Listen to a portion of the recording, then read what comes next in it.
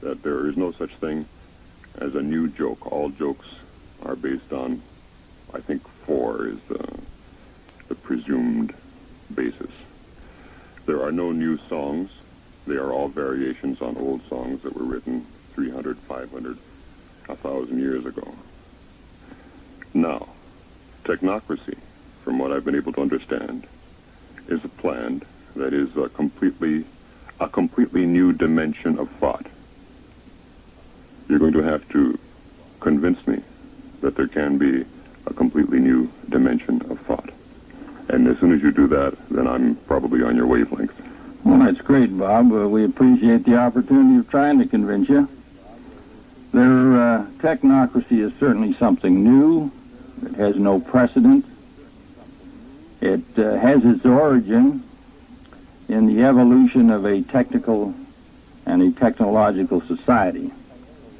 And in order to put this in its perspective, I think it's rather important to indicate where we've been and perhaps where we're going to better have an understanding of this thing, technocracy.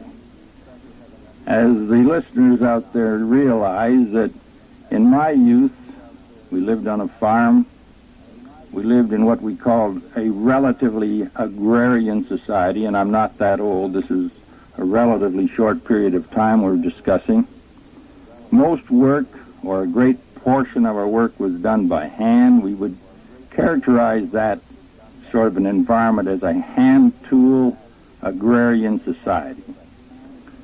This would be so really from recorded history up to the point I'm speaking of. There was, we used a few draft animals and that type of thing to help us with the work, but basically we'll call that a low-energy society. And by that I mean we were converting energy per person at a very low rate. Then in that sort of social structure was introduced the concept of machines, technology. In its early inception, of course, the machines were introduced very slowly. Then they speeded up rather rapidly. Until now, we have a situation where all of us are well acquainted with automatic processes, where instead of having a hand-tool society, we now have what we call an automated society, or a technological society. And this is characterized by words like cybernation and all these new terms that most of us aren't even, we're not even familiar with. I know my generation, hell, every time I pick up the paper and I see all these new technical words, communication is lost. But the point I'm trying to make, Bob, is that what we have witnessed, and this is why technocracy, we pretty got to say why technocracy. We've come from the past into the future, and it has happened so quickly that the institutions then of the past are incapable of coping with the environment that the future has presented to us. I don't know if that gives you an indication, or does that said a lot and explain nothing? Huh? Gee, I hate to say it. It said a lot. It's explained little. Right. And I don't know how I can approach that. I'm going to have to suggest that this is not an evolution, but a revolution. And see how that strikes you. Well, to be a case of definition of terms, it certainly is a revolution. We've turned our society completely upside down and inside out. Maybe I could explain it this way. The values that were generated because of this low-energy society we're talking about, or the hand-tool society, were the values of work hard, the Protestant work ethic, work hard, you'll succeed, and all this sort of thing. But we get into 1975 and we find out that's not the picture at all. We have most people unemployed. Their ability to sell their time in competition to machine is pretty near impossible. So the ethics, the morals, the mores of the past no longer are applicable to the 1975 situation. Does that give you some sort of error? Does that clarify it a little bit? It clarifies it somewhat. It clarifies it because you admit, and I'm not saying that you have any reason not to admit, but you admit the term revolution, and not in the usual connotation. But it is a turning about of social structure that has happened. And I believe that technocracy represents another turning about, but it isn't full circle. Right. Now, it's full circle in one respect, but it's utilizing what has happened in the other respect. So what you're doing is you're going from A to B, back to A, but keeping B. Well, now you've sort of lost me, Bob. Maybe right. Fred here can Fred, throw some clarification. I'd like to interject this thought that the Move back a little bit, Fred. definition of social change is the increased use of energy outside of man's muscles, or the decreased use of energy outside of man's muscles. Where would we dig, and where would we find any other civilization that was plugged in to 24 billion horsepower? So far, we have zero results. So we must go on with what we have, which is a tremendous change in the rate of conversion of energy. Okay, well, that's exactly what I said, really, and you missed it. All right. Well, listen, I'm here to learn too. You see, this isn't an absolute thing necessarily. Exactly, but I want to make sure that I have it clear, and that's why I said it the way I did. We started off with, let's say, the agrarian concept, and we went to an industrialized, highly industrialized, and technologically concept. Now we're moving back to some of the precepts and concepts of the agrarian society, which was the use of energy for distinct purpose. Okay? Yeah. Distinct and economical purpose, and using what we've come to accomplish this. Well, all right. I'm not sure that I agree with this. Oh, that's fine. I don't think we're moving back. Well, see, the moving back, I'm afraid, I shouldn't perhaps have done, except that there was nothing wrong with back there. Well, let's put it this From way. a human point of view. All right. Okay. Technocracy doesn't approach it. You say there was nothing wrong. Unfortunately, we don't approach it from the moral standpoint, whether this is right or wrong. Oh, okay. Get the point? No. It was just a fact of life that because of this agrarian economy or the hand tool economy or the low energy conversion economy, certain values were developed. And we don't attempt to moralize these. Now, what has occurred, of course, because of this progression of the industrial state, to use your term, we've got into an industrial society then, the thing we haven't adapted ourselves to a new set of values. We're still going out in the economic sense, we'll say now, and we're asking for jobs, for example.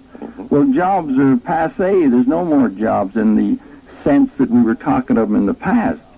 I would have to make a personal reference. I got out of the shop at 55 because there's no work there. We want to allow the young people to come up and put an input. And this is a new concept of values.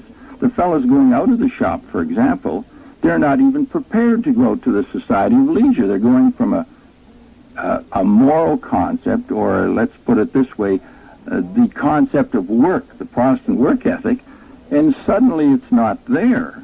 And this is creating some of the social problems that the technocrats address themselves to. The problems of leisure time, for example. This is an aspect of technocracy. And this is the byproduct. And we've got to face this, that the technocrats propose that we're going into a society of leisure, which is a tremendous challenge to the population in this continent. You know, we'd slough it off and say, well, sure, I can adjust to leisure. It isn't quite that easy. Talk to anybody that's left the plants or industry or an executive position, and they've completely changed their lifestyle, and there's a tremendous problem of adjustment. Okay. Let me stop you there. That aspect is probably one of the few humanistic attitudes that I have so far been able to discover in technocracy. I would like to pursue this impression of mine after this break. Right. You get that all the time. Well, Okay. always. Supposing I were to say, starkly, yes, we're on, okay, we're going. Beautiful. Okay. Supposing I were to say starkly that technocracy, as I see it, so far, is the antithesis of the humanities. How violently would you react? Well, I would appreciate your comment, number one, because it's an observation that's made many times. And I think I can maybe indicate why it's made. Because of the nature of our social problem today, the energy shortage, the resource depletion, the environmental problems, and this type of thing, we take an engineering approach to the solution of these things, and unfortunately we emphasize the solution to physical problems. But as you get into the design of technocracy, the participation in solving these problems on the part of the total population only involves 4 hours a day, 4 days a week, retirement at 45. I'm now telling you the ultimate design of technocracy.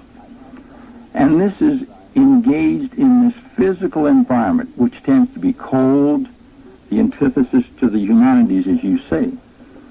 But once you get this base and a corollary of this, then you go into this culture of leisure. Now, when you do this, then, the arts will flourish. Your freedom is maximum, provided you don't interfere with anybody else. We don't care if you jog down the river, you get out and paint, and the humanities, for the first time, I shouldn't say it for the first time, but for a great, the order of magnitude would be tremendous, will be allowed to flourish because the base is there. There's no sense, if you don't have your food, clothing, shelter, and all the physical things which are given to you by the technicians, the technology, the resources, the hard sort of sciences, the others can't flourish. Now, I don't know whether I make the point, but you can see why, and this is a criticism that the technocracy people always get. You're so damn materialistic, and you're hard, you're cold, and all the rest of the terms. And while in actuality we're really not, because we're going to create, we're not going to create, conditions are now going to be for the first time where we can have and develop the humanity. We can get to know our brother. Today, we know him because we want to rip him off. I mean, unfortunately, that's the type of society we live in. When I meet you, Bob, say, well, what the hell can I get out of Bob, sort of a deal? What business is he in? Maybe I can get a promotion, or maybe I can sell him some real estate. Okay, when you eliminate those requirements or those attitudes, or if you create a new environment, I don't know whether I'm making my point. You're doing fine. Then the humanities will flourish, the arts, the music, the literature. We don't know what the culture of abundance will be. This is it's a speculation or a projection. But there's one thing for sure, it'll never be the same as you've got it today. Well, what you're doing, and you said it pretty well, too, what you're doing, if I may synthesize it, is to create a better environment for the expanding of the humanities. Beautiful. Okay? Did I do it right? You put it in 5 words. We're going to get you into technocracy, Bob. I don't know. There's a thought. Anyway, we might be able to work something like that. No, that's what I do. You know, that's right. And I appreciate that. It was well. But I appreciate that. Yeah, I have to be able to do that, and also it makes it clearer for me. I think this way. Right. No, I agree with this. Okay. All right. That being the case, then your methodology, Methodology. Where did I get that Freudian slip? Anyhow, your methodology does seem cold. I must admit, from looking at a couple of leaflets that you gave me, and I promise you that's all I did because I didn't want to study it and then come in being an authority like you are. Okay. But your methodology does seem a trifle stark and a trifle cold. However, your purposes are such that anyone who looks beyond that has to realize that what you really want to do is for the good of humanity. Okay? Yeah, let me enlarge on that. Am I doing it right there? Very good. Now, I would like to tie it in with the parallel that we're experiencing here today. The regimentation of the equipment and the necessity for designing these controls, we utilize them, but we are very happy with them because it produces a terrific end product of benefit to humanity. You indicated, Burgess, you moved to the mic, you get close. This is regimentation that we accept as North Americans, and this technology, if it's properly oriented, will not induce more regimentation. We will accept more regimentation with the fact that there will be tremendous benefits to humanity as a result of this minimum of regimentation by science, not by persons. Okay. All right. Good.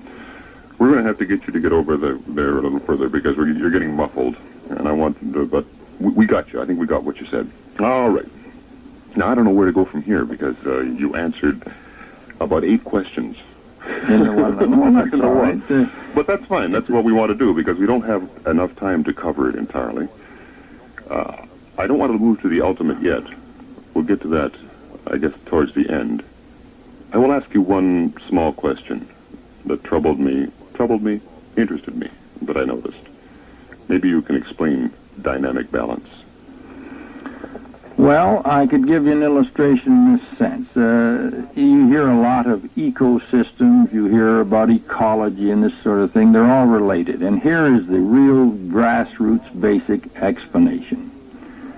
Dynamic balance means that where all energy, number one, comes from the sun. I'm going to try to give you a closed system. If we enclosed a bunch of grass with a fence, and we got the energy from the sun, the dynamic balance would be, in that simple illustration, would be the grass blades using that energy and reaching a level that they can't get any more, and all those blades of grass would be in balance fighting for the energy from the sun.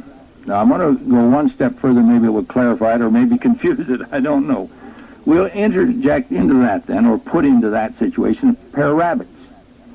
Now, these rabbits are going to eat that grass until they become in balance with the amount of grass there to maintain a rabbit population. That gives you a dynamic balance between the sun, the energy from the sun, the grass, and the rabbits.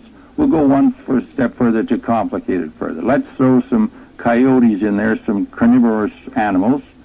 So we have the sun coming down, the grass absorbs it, we have a lush field of grass, we throw the rabbits in there, they become in balance with the grass optimum, can't get beyond a certain level. Then we throw the coyotes in there, they eat the rabbits, so we have 3 people. Okay, let's go one step further. We'll throw the human components in there, then that's the maximum population that could be maintained in that given area because the energy base, the sun to the grass, to the rabbits, always in balance, the coyotes, I don't know what the humans would eat in that illustration, but that's the dynamic balance of plant and animal. That's the web of life. All energy-consuming devices. So that's what you've got. Does that clarify it or muddy it? No, that I'm not going to call it simplistic, but that does say it, except there are little things we could throw in from the side. For instance, the fact that the sun was also shining on the rabbits and the coyotes and the people. And that destroys the straight line of thought I had when you said the sun's on the grass and the grass goes to the well, now the sun also goes to the people and to the yeah, but critters. The chain, you've got to find some method of using. This is the fight for that sun, or the fight for the energy, is the dynamic balance of all the various, Fred used the energy-consuming devices. And this is, and life is this way. Well, see, in total. The way I got your parallel, though, was that the sun was going to the grass, and it was the only thing benefiting from it, from the sun, yeah. the energy. And, of course, all of the matters were involved, and so that makes a different kind of equation. Right.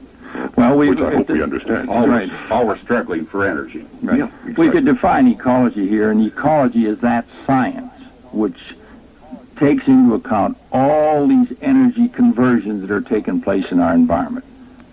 And we've got to get ecologically in balance, or get a dynamic balance, and this is what's occurring. You see, if I might enlarge now, get into the social field, the whole economic field. We are using on this continent in the area of 16, 17 million barrels of oil per day. It took many years for that process to get whipped around and turned inside out to get deposited in the earth. Now we're using that at that tremendous rate, and our lifestyle depends on its continued use. And this is the reason technocracy. We can't continue to use, and you've got to understand the dynamic balance to understand our social problems. And this gets into a little more depth, but technocracy is a dynamic interpretation of social phenomena that we don't want, but all it is taking into account these various factors. And Fred maybe could enlarge on that, or I don't want to make it. It's Did fine. you make the point? Yes, you did, but I want Fred to enlarge on that in a moment. But I'll tell you what, I think perhaps so far we have put the cart before the horse. And in enlarging on the subject, after we take a short break, maybe Fred Burgess on Technocracy. All right, the dynamic balance we've tried to explain in simple terms. But now, as I said, we did have the cart before the horse. I do think we should talk in, I suppose, general terms into what the precise... How can we do that? Talk in general terms about what the precise objectives of technocracy are. Now, not the technocracy state, which is the tech... What do you call that? Technate. The technate. We'll get to that later. Let's talk about the where we're going first, and then we'll say what we'll have when we get there. Right. Okay?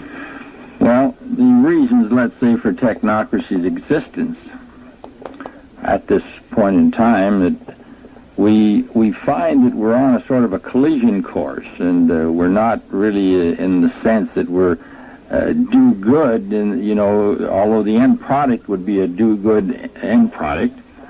But we point out that the collision course we're on, the rapid increase in the use of resources, the rapid increase in the social disintegration, could create conditions that will challenge the very survival of man. Now that sounds rather extreme. It does. But as you get into the actual conditions that the course we're on, you'll find that it's really not that extreme. At least the technocracy analysis would indicate it's not that extreme. It's a statement of fact, in other words, and can be verified by anybody that wants to make the necessary, do the necessary research.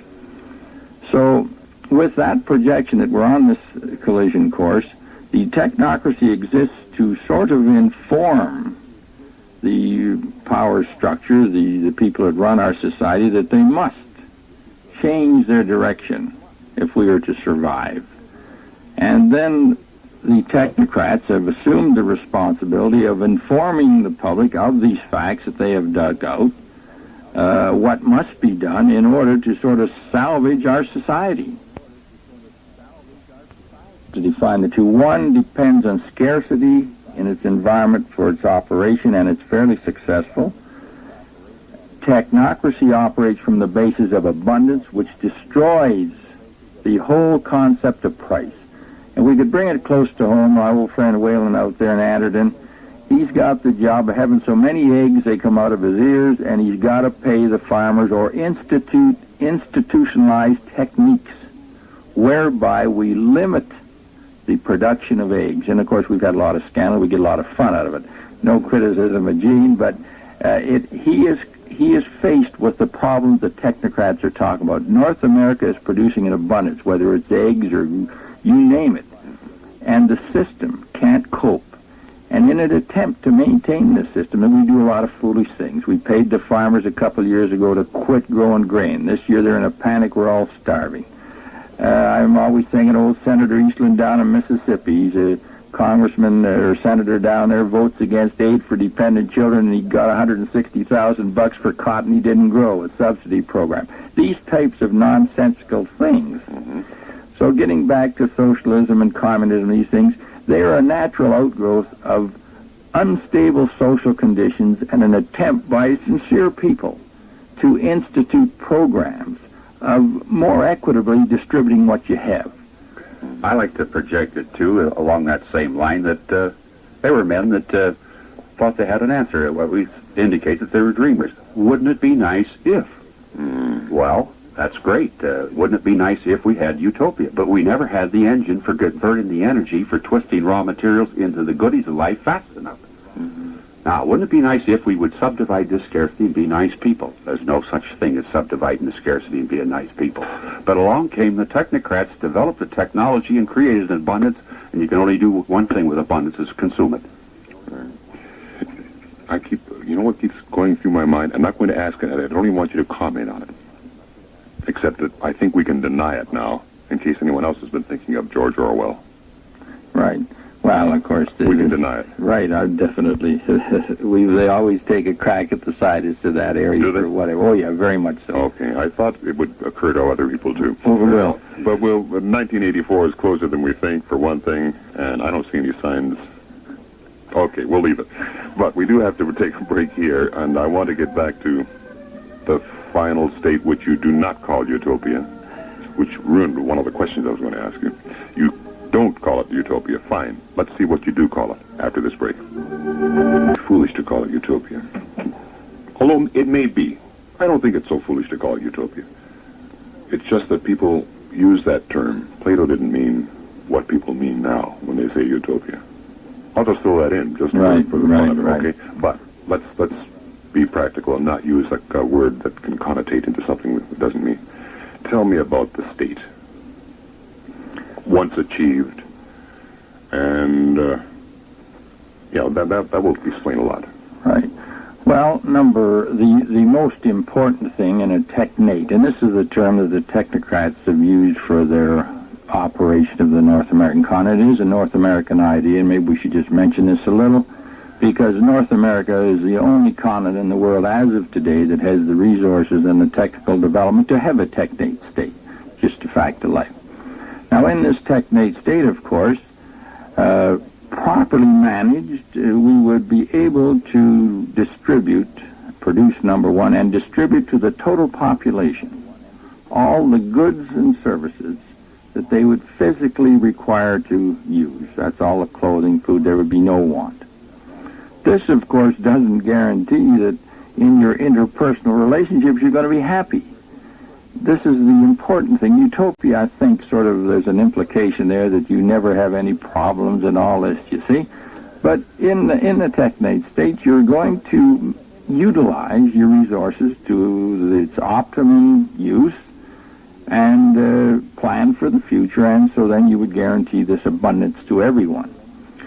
Now, this naturally is going to develop a new culture of which the technocrats no way could project it. This situation has no precedent.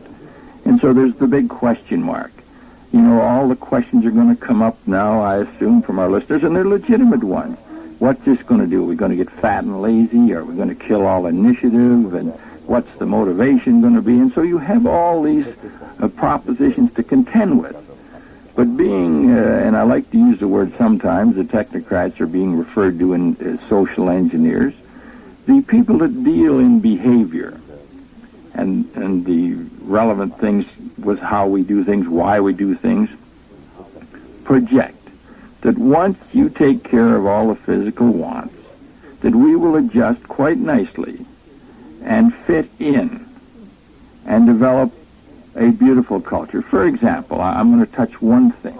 In the technocracy design, the technate, when you give everybody an abundance, you immediately eliminate 95% of crime, because crimes are crimes of acquisition against your fellow man, 95%. Now, we're not changing anybody's behavior. We didn't make everybody good. We didn't start with a proposition they were bad. We changed the physical environment where crime become nonsense. As another thing, people say, well, you're going to run into this situation, people are going to hoard a bunch of stuff, because we've been conditioned to scarcity. And I like Fred's example of air. There's three of us here in the studio. One of us isn't trying to breathe more air than the other person, and yet it's very, very fundamental to living. So our behavior patterns will change in direct relationship to that environmental change. An environment of abundance, then we're going to have a different culture. If we got it, we ain't going to steal it. That's the point, and that's What's the percentage? Right. Did that hit what you were looking for, Bob? Interrupt me. I have a tendency. I know you will. Oh, but don't worry, I will. But as long as you're going on a line and explaining things, I'll let you go. Right. Let me throw something else in at you, though, because we're talking about the technate as a fact. Right. Democracy. Word association. Democracy. I'd like to mention that. I For the expected first you would. time in the history of the world, you're going to have a democracy that had some meaning. For example, Today you have the rather dubious opportunity or privilege of voting once every 4 years. You put an X on a ballot opposite a name. You know none of his qualifications usually. You know none of the requirements of the job. And this might insult a lot of people, but you are putting a mark of illiteracy. You don't know what you are really doing. This is rather a real harsh statement. But in a technate, the distribution mechanism serves a very important purpose. It's what we call an energy certificate. And I could associate it with a credit card. When I go to a consumer, as a consumer, to a distribution point and buy, say, a suit, that is my vote to have the technical aspect of a technate to reproduce a suit. And this technique is the contribution of our director-in-chief and engineer to this new system. It is a feedback control where the total population are telling the technical people what they want. That's what we define as a physical democracy. I am stating as many times a day as I go to the store what I want. That is a meaningful vote. Yeah, you're voting every time you do something. Right. That is democracy as it really, and it can't be in a scarcity society because it's a fight who's going to get what. But in this new concept, the environment that we can create, then we have the base for the first time to have a physical democracy. And it's interesting. If people don't want to consume, then we don't have to produce. We sort of regulate our own activity. And this is very interesting also. We have a society today of conspicuous consumption because it's scarce. If I can go and get a big caddy and these type of things, the big cars, I've arrived. But in a society where everybody can have this abundance, that behavior pattern is going to change. People would look at me as some sort of a nut if I wanted to drive a big car to show off, or try to eat 3 steaks, or there's many examples. So in a technocracy, or in a technate, we would have the physical democracy, which has never been able to, we've never had the environment for it. Does that answer, that answers it somewhat? Well, it was, as I said, it was a word association thing. I wanted to see how you would respond to my using the word. We might amplify the fact that the design and the specifications of this new operation does not incorporate any type of value, money, rubles, changing from dollars or any other medium of distribution. That it's strictly a transfer of energy from the raw materials to the finished product. What total amount of energy did it cost the North American continent in getting that physical product at the commodity terminal? When that physical product is requisitioned by the North American, he requisitions that material. There's no purchase. He doesn't buy it. He requisitions that. The minute that pair of shoes, which we will assume required the transfer of 1 kilowatt of electrical energy from raw material to finished product, this is a cost to 360 million North Americans, not that individual. And we're not going to totalize the energy of the human conversion due to the fact that we're in this new technological civilization.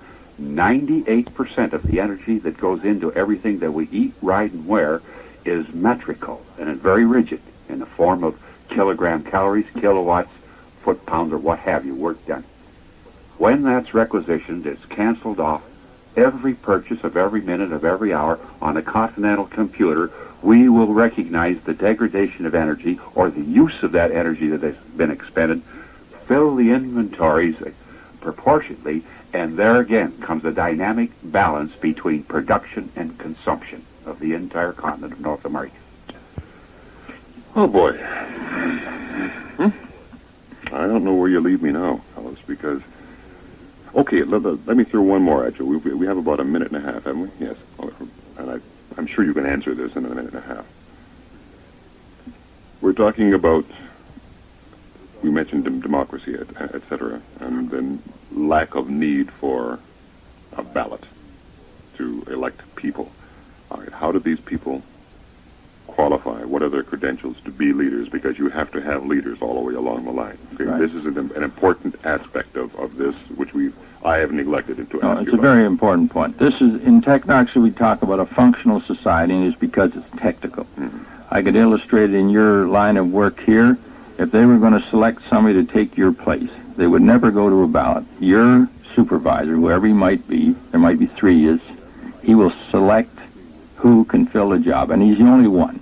So we're going into a technical society where it's what we call functional control. You get your job on the basis of function. Now, if somebody tried to pervert that and say, well, I'm going to put my buddy in there, he'd come into this studio and make a complete shambles. It wouldn't work. I often illustrate, if I got a little more time, in the shop. They say, well, I'm going to put my buddy on and make him a maintenance man in the electrical department. That's the worst thing you could do. Send him out in the first breakdown, you look like a nut. So the environmental conditions, the technical conditions, determine who gets that job. And if he isn't functional and can't do it, there's no use putting anybody on it. I'll give you another illustration. If your car isn't working out there, don't send your friend to fix it. Whether you like the guy, whether he has a different philosophy, whatever, send some guy that understands the car. I don't know what that describes it, but in essence, that's how you get your position today. You get your position by knowing what you're doing. Right, and it would continue. You'd only, in a technocracy, you would eliminate the financial superstructure, the patronage, the hanky-pank would not be required. Fair enough? Fair enough. I think we've covered, about a 16th of what we'd like to have covered. However, we've done something. I have to accuse both of you of being brilliant schizophrenics. Beautiful, whatever that means. Well, I'll tell you why, because both of you have to think in this. Right. No, that's very important. And yet, all of your thought processes go along these lines, and yet you have to think in the society as it stands. We are trapped into survive. Right, we're trapped into a system, and this is important, and technocrats realize this, so it looks like we double talk, and schizophrenic is an excellent term in that context. We live in a money system, we behave like everybody else out there, but we realize it's breaking down. We are planning, projecting, and anticipating.